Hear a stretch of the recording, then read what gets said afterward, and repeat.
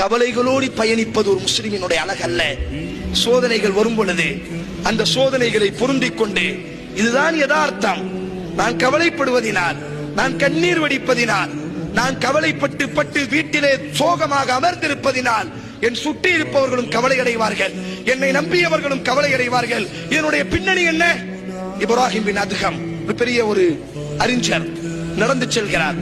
ஒரு வாலிபன் கவலைப்படுகிறார். கேட்டார், ஓம் எதற்காக வேண்டி கவலைப்படுகிறார்? உன்னிடத்தில் நான் மூன்றை கேட்கிறேன், அந்த மூன்றுக்கும் நீ பதில் சொல். ஒன்று, அல்லாஹ் உனக்கு ஒரு சோதனையை தந்திருக்கிறான், அதனால் நீ கவலைப்படுகிறாய்.